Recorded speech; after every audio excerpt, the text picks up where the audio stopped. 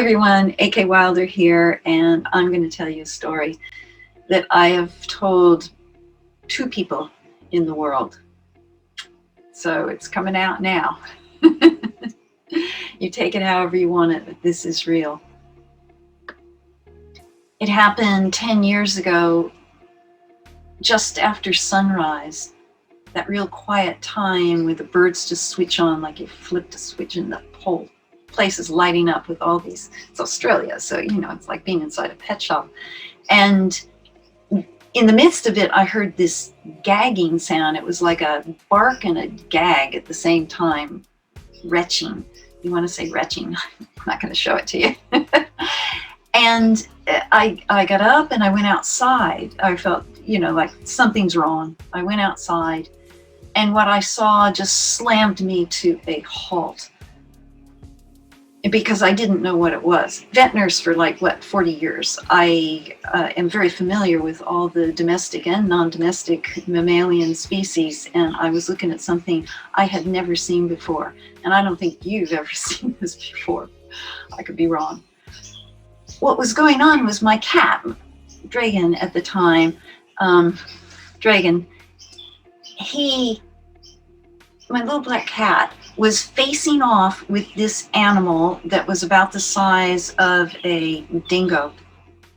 And he was this far away from it.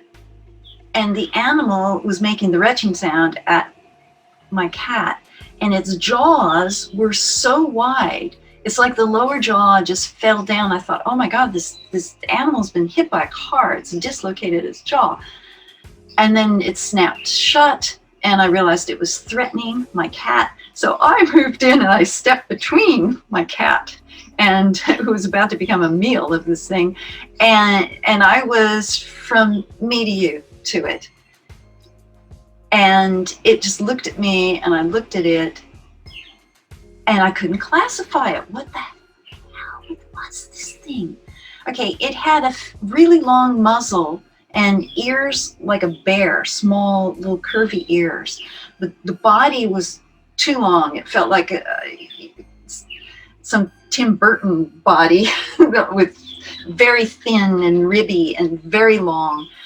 And the tail was stiff like a broomstick, almost like a kangaroo's tail. It just stuck out. It didn't have any kind of sway or anything. It was just this. And then this creature, well, I'm saying, what are you? This creature started trotting around me in widening circles. I was too astonished. It was about too early in the morning to feel fearful or threatened. And my cat had walked behind me by then. Smart boy. And then it started loping in this kind of rocking chair fashion. It's loping, and it just loped, looked at me again and loped down the street and away towards the golf course. This is suburbia, right? It's just like, whoa. And I went inside and I took my cat inside, sat down, and just, what the hell? And this image, I'm just going to flip the screen and show you. I'm going to show you what I saw. You're going to think I'm crazy, and it's like, come on, Kim. That animal is extinct. We're looking here at a thylacine.